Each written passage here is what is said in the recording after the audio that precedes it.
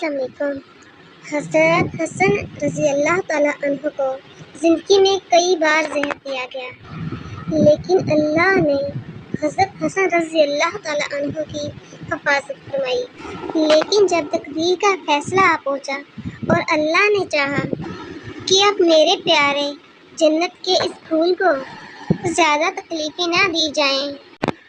تو پھر وہ زہر اللہ کے حکم سے اثر ہی کر گیا۔ حضرت حسن رضی اللہ تعالیٰ عنہ نے زہر دینے والے کا نام تک نہ بتایا، لیکن تاریخ لکھنے والوں نے جو لکھا ہے آج وہ آپ لوگوں کے سامنے پیش کرتی ہوں۔ یزید نے حضرت حسن رضی اللہ تعالیٰ عنہ کی بیوی جزدہ کو بہلا پسلا کر راضی کر لیا کہ وہ حضرت حسن علیہ السلام کو ایسا زہر دے کہ وہ دوبارہ اٹھ نہ سکے، اور یزید نے حضرت حسن رضی اللہ تعالیٰ عنہ کی بیوی سے کہا کہ اگر تم حضرت حسن کو زہر دے کر مار دیتی ہو تو میں خود تم سے شادی کر لوں گا اور محل کی رانی بنا کر رکھوں گا۔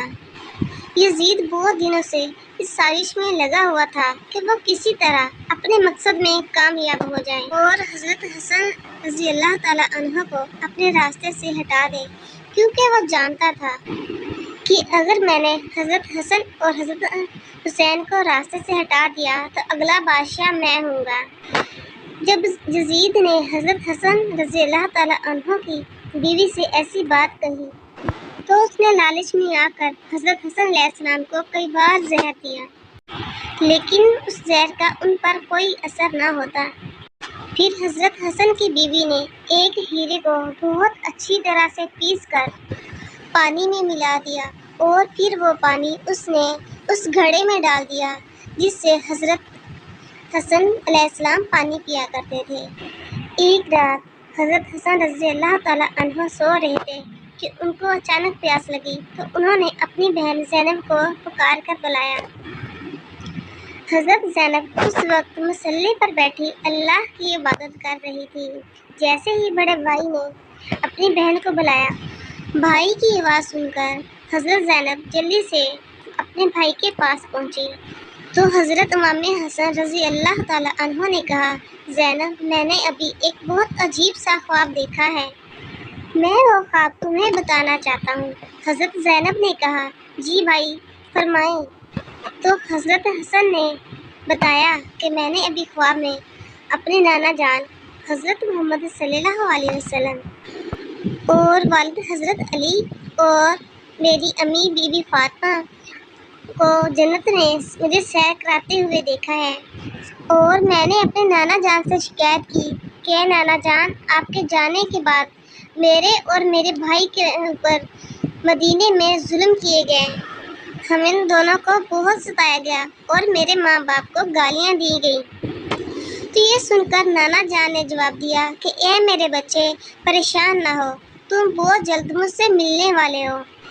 یہ بات جیسے ہی حضرت زینب نے سنی تو ان کی آنکھوں میں آنسو بھر آئے، اور وہ سمجھ گئی کہ اب میرے بڑے بھائی حضرت حسن علیہ السلام کے ساتھ کیا ہونے والا ہے۔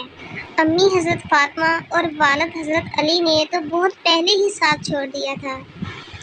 اب اس بہن کا صرف ایک ہی سہارا یہ دونوں بھائی حضرت حسن اور حسین تھے۔ لیکن جب اپنے بھائی کے منہ سے ایسی بات سنی تو خود کو قابو نہ رکھ پائی اور آنکھوں سے بے اختیار آنسو بہنے لگے۔ تو حضرت حسن علیہ السلام نے اپنی بہن سے کہا کہ بہن، مجھے پیاس لگ رہی ہے، تم جا کر میرے گھڑے سے میرے لیے پانی لے آؤ۔ حضرت زینب پانی لینے چلے گئی، اور اس بہن بیچاری کو یہ بھی معلوم نہیں تھا کہ جس چیز سے وہ ڈر رہی تھی آج وہی ہونے جا رہا تھا۔ بہن نے گھڑے سے پانی نکالا اور اپنے بھائی حضرت حسن کے سامنے لا کر رکھ دیا۔ یہ وہی گھڑا تھا جس میں حضرت حسن علیہ السلام کی بیوی نے زہر ملایا تھا۔ اب جیسے ہی حضرت حسن علیہ السلام نے وہ پانی پیا تو پہلے تو اسے کچھ بھی محسوس نہ ہوا،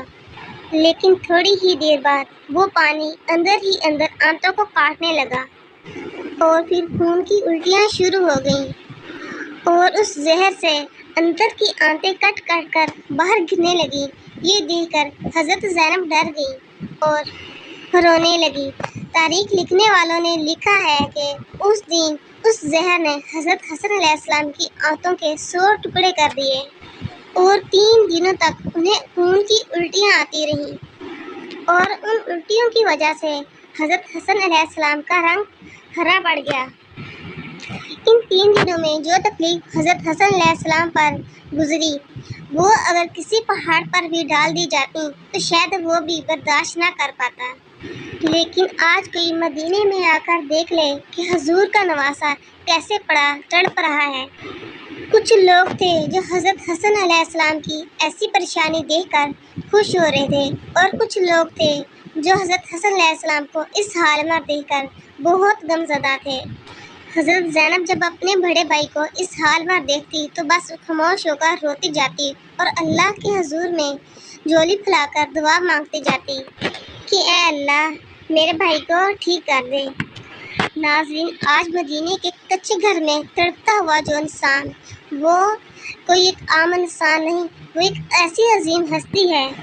جسے حضرت محمد صلی اللہ علیہ وسلم اپنے کندھوں پر بٹھا کر بازاروں میں گھماتے پھراتے رہتے تھے اور لوگوں سے کہتے تھے اے لوگوں، یہ دونوں میرے بچے ہیں اور میری آنکھوں کی ٹھنڈک ہیں، اور جس نے ان دونوں کو تکلیف دی اس نے مجھے تکلیف دی۔ لیکن آج مدینے میں حضور کے اس نواسی کو زہر میں ایسا تڑپایا گیا کہ اس کا چہرہ ہرا پڑ گیا اور آنتیں کٹ کر خون کی الٹیاں ہونے لگیں۔ ہر طرف تہرام مچا تھا، لیکن شاید اب تقدیر کا بھی فیصلہ آ چکا تھا، اور اللہ نے بھی حکم دے دیا تھا کہ اے فرشتوں، جا کر میرے پھول کو میرے پاس لے آؤ۔ ان ظالموں نے میرے پیارے رسول کے بچوں کو بہت تڑپایا ہے۔ حضرت حسن رضی اللہ تعالی عنہ جانتے تھے کہ اس گھڑے میں زہر کس نے ملایا، کیونکہ گھر میں باہر سے تو کوئی بندہ نہیں آ سکتا تھا، لیکن حضرت حسن نے کسی کو بھی اس کے بارے میں نہیں بتایا اور خاموش ہو گئے، یہاں تک کہ جب حضرت حسن علیہ السلام کے چھوٹے بھائی حضرت امام حسین کو اس بات کی خبر ہوئی تو دوڑتے ہوئے اپنے بڑے بھائی کے پاس آئے اور بولے بھائی جان، آپ بس مجھے ایک بار اس بندے کا نام بتا دو جس نے آپ کو زہر دیا ہے۔ تو حضرت حسن رضی اللہ تعالی عنہ اپنے چھوٹے بھائی سے پوچھنے لگے کہ تم بتاؤ اس کے ساتھ پھر کیا کرو گے؟ تو حضرت امام حسین رضی اللہ تعالی عنہ کہنے لگے کہ میں اسے قتل کروں گا۔ یہ سن کر حضرت حسن رضی اللہ تعالی عنہ نے کہا پھر تو میں کسی کو بھی کچھ نہیں بتاؤں گا، کیونکہ اگر مجھے زہر دینے والا وہ انسان نہ ہوا تو میں مرتے مرتے مجھ پر ایک انسان کا قتل کا الزام آ جائے گا، اور اگر زہر دینے والا وہی انسان ہوا تو اللہ خوب بدلہ لینے والا ہے۔ 3 دن بعد آخر وہ وقت بھی آیا جب حضرت حسن رضی اللہ تعالی عنہ کو اپنی وفات بالکل قریب نظر آنے لگی تو حضرت حسن نے اپنے چھوٹے بھائی حسین کو کہا کہ جاؤ میری نانی حضرت عائشہ سے پوچھو کہ آپ کا نواسہ حضرت حسن اپنے نانا کے قدموں میں دفن ہونا چاہتا ہے، اگر آپ اجازت دیں۔ کیا آپ کی اجازت ہے؟ حضرت حسین رضی اللہ تعالی عنہ جلدی سے اپنی نانی حضرت عائشہ کے گھر پہنچے اور کہنے لگے نانی جان، میرے بڑے بھائی حضرت حسن اپنی زندگی کی آخری سانسیں لے رہے ہیں اور وہ اپنے نانا جان حضرت محمد صلی اللہ علیہ وسلم کے قدموں میں دفن ہونا چاہتے ہیں، کیا آپ اس کی اجازت دیتی ہیں؟ حضرت عائشہ رضی اللہ تعالی عنہ بھی اپنے نواسے کی ایسی حالت سن کر بیٹھی رو رہی تھی اور اپنے نواسے حضرت حسین کی بات سن کر فوراً جواب دیا ہاں، میری طرف سے پوری اجازت ہے۔ جب حضرت امام حسین نے یہ بات آ کر اپنے بڑے بھائی حضرت امام حسن کو بتائی تو وہ کہنے لگے کہ بھائی، مجھے ڈر ہے کہ میری نانی نے میری لاج میں مجھے اجازت دے دی ہے، اس لیے جب میری موت ہو جائے تو ایک بار پھر سے اجازت مانگنا، اگر وہ اجازت دے دے تو مجھے وہیں دفن کر دینا، اگر وہ اجازت نہ دیں تو مجھے مسلمانوں کی قبرستان میں دفن کر دینا۔ اور اپنے بھائی حسین کو کہا کہ اے حسین، اگر میری قبر بناتے وقت لوگوں میں جھگڑا ہو جائے تو لڑائی مت کرنا، اور میری قبر مسلمانوں کے قبرستان میں بنا دینا اور مجھے میری امی حضرت فاطمہ کی قبر کے بغل میں دفن کر دینا۔ اور وقت آیا تو حضرت حسن رضی اللہ تعالیٰ عنہ نے کلمہ پڑھا اور اپنی جان اللہ کے حوالے کر دی۔ وفات ہوتے ہی ہر طرف کہرام مچ گیا۔ بازار اور شہروں سے لوگ سمٹ کر مدینہ آنے لگے اور ایسی بھیڑ جمع ہوئی کہ لکھنے والے لکھتے ہیں کہ جنازے میں اتنی بھیڑ تھی کہ اگر کوئی سوئی بھی پھینک دی جاتی تو وہ بھی جا کر زمین پر نہ گرتی۔ حضرت حسن رضی اللہ تعالیٰ عنہ کو غسل دے کر کفن پہنایا گیا اور جنازہ تیار کر کے مسجد نبوی کے سامنے لا کر رکھ دیا گیا۔ ایک صحابی نے آگے بڑھ کر حضرت حسن رضی اللہ تعالیٰ عنہ کا جنازہ پڑھایا اور اسے لے کر حضرت محمد صلی اللہ علیہ وسلم کی حضور کی طرف چل دیے۔ لیکن جیسے ہی مروان کے لوگوں کو اس بات کی خبر ہوئی کہ حضرت امام حسن کو حضرت محمد صلی اللہ علیہ وسلم کے قدموں میں دفن کیا جا رہا ہے تو سبھی تلواریں لے کر لڑنے آ گئے اور کہا کہ جب ہمارے خاندان کے ایک فرد حضرت عثمان رضی اللہ تعالیٰ عنہ کو اس جگہ پر دفن نہ ہونے دیا گیا تو ہم حسن کو بھی اس جگہ دفن نہیں ہونے دیں گے۔ یہ سن کر چھوٹے بھائی حضرت امام حسین رضی اللہ تعالیٰ عنہ غصے میں آ گئے اور کہنے لگے کہ تم لوگ ہوتے کون ہو میرے بھائی کو نانا کے قدموں میں دفن کرنے سے روکنے والے؟ یاد رکھو اگر تم لوگ میرے راستے میں آئے تو میں ایک ایک کی گردن تلوار سے اڑا دوں گا۔ قریب تھا کہ مروان کے لوگ اور حضرت امام حسین کے بیچ میں ایک جنگ چھڑ جاتی اور مدینہ پھر سے صحابہ کرام کے پاک خون سے بھر جاتا۔ اور اسی وقت حضرت ابو ہریرہ رضی اللہ تعالیٰ عنہ آگے بڑھے اور کہنے لگے کہ اے لوگو تم کیسے ظالم ہو کہ ایک نواسے کو اپنے نانا حضرت محمد صلی اللہ علیہ وسلم کے قدموں میں بھی دفن نہیں ہونے دیتے۔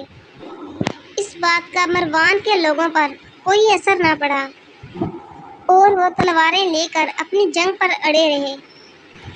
جب حضرت ہریرہ رضی اللہ تعالیٰ عنہ نے ایسی حالت دیکھی تو انہوں نے حضرت امام حسین کو اپنے پاس بلایا اور کہنے لگے کہ اے بیٹے کیا آپ کو اپنے بڑے بھائی کی وہ وصیت یاد نہیں ہے جب اس نے مرتے وقت آپ سے کہا تھا کہ لڑائی جھگڑا نہ کرنا؟